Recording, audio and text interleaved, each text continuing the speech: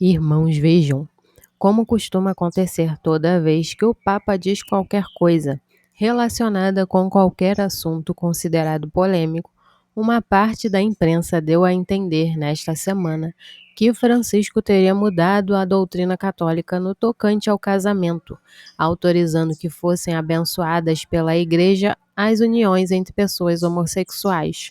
E como acontece toda vez que uma parte da imprensa dá a entender que Francisco mudou a doutrina católica no tocante ao que quer que seja, a própria Igreja precisa desmentir essa parte da imprensa e esclarecer que não foi isso que de fato aconteceu.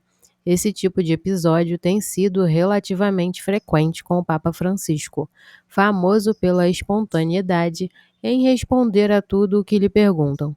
Aliás, uma parte da imprensa também era ávida em divulgar mentiras supostamente ditas pelo Papa Bento XVI, o que leva a observar que, seja quem for o Papa e seja o que for que ele diga, essa mesma parte da imprensa fará o papel oposto ao que se espera dela e deturpará a verdade, imune à seletividade do posicionamento ideológico. Segundo uma parte da imprensa, Francisco teria aberto este caminho, dando agora o primeiro passo, a suposta autorização de bênçãos para casais do mesmo sexo. Esta interpretação não se fundamenta. Segundo o próprio Papa, o casamento perante a Igreja é somente entre um homem e uma mulher. Portanto, a Igreja se opõe a quaisquer práticas, inclusive bênçãos, que possam causar confusão a este respeito. Veio do fato de que um grupo de cardeais apresentou ao Papa Francisco uma série de perguntas que em latim são chamadas de dúbia, entre as quais a indagação de se a prática hoje crescente de abençoar uniões homossexuais está ou não está de acordo com a doutrina da Igreja Católica. O Papa respondeu que não está, pela razão anteriormente. No entanto, pediu que esta verdade sobre a natureza do casamento seja exposta sem ferir a caridade. A defesa da verdade objetiva não é a única expressão dessa caridade, que também é composta de bondade, paciência, compreensão, carinho e encorajamento. Logo, não podemos tornar-nos juízes que apenas negam, rejeitam e excluem, disse ele. Nesta linha, pediu também prudência pastoral para se analisar se existem formas de bênçãos solicitadas por uma ou mais pessoas que não transmitem um conceito errado do casamento. Desenhando, o Papa disse que um casamento que não esteja de acordo com a doutrina católica não pode ser abençoado pela Igreja Católica, mas que as pessoas que pedem uma bênção podem receber uma bênção, desde que essa bênção seja dada a elas próprias como pessoas, e não a sua eventual forma de casamento que não atenda aos requisitos da Igreja, para ser considerada um matrimônio católico. Em suma, Francisco não disse nada que do dito por ele próprio e por todos os papas que o precederam, bem como por todos os que o sucederão. Segundo o Papa, quando uma bênção é solicitada, isso expressa um pedido de auxílio a Deus, um desejo de poder viver melhor, confiança num Pai que nos pode ajudar a viver melhor. Francisco observa que é possível abençoar duas pessoas que estão numa relação, sem que isto signifique abençoar a relação como tal. De fato, bênçãos podem ser dadas a casas, carros, hospitais, empresas, animais, pessoas. Não há razão para se confundir uma bênção pontual a uma pessoa com uma chancela sacramental a todo o seu estado ou estilo de vida.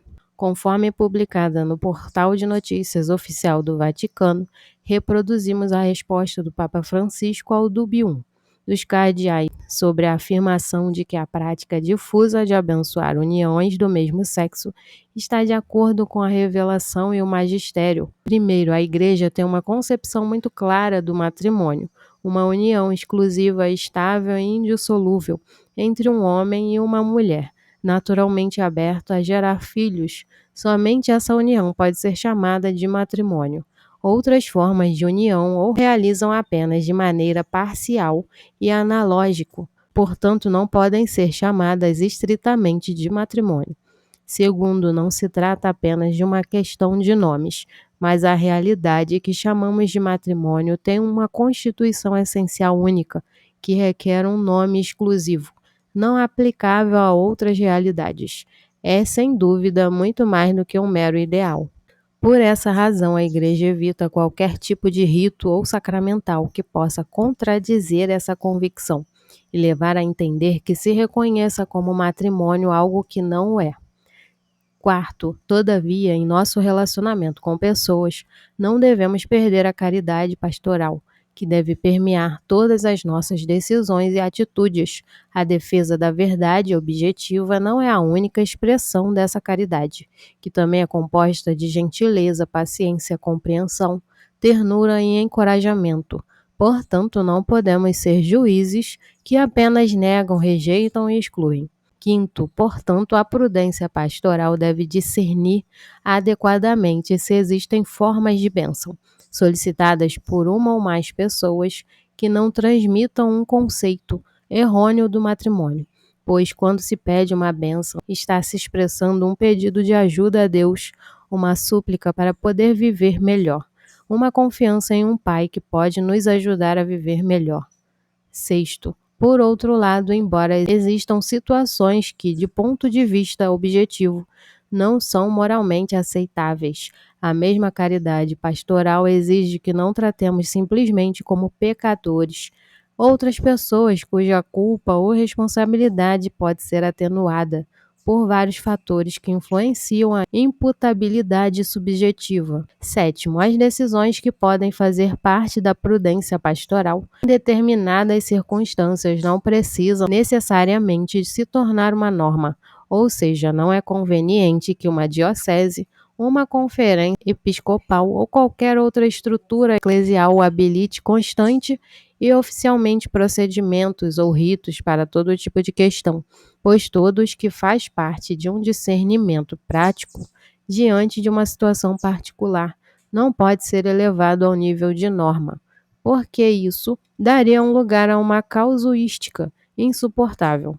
Como diz Amoris Laetitia, número 304, o direito canônico não pode abranger tudo, nem as conferências episcopais, com seus vários documentos e protocolos, devem pretender isso, uma vez que a vida da Igreja flui por muitos canais além dos normativos. Você já sabia disso? Escreva aqui abaixo nos comentários e partilhe com outros irmãos.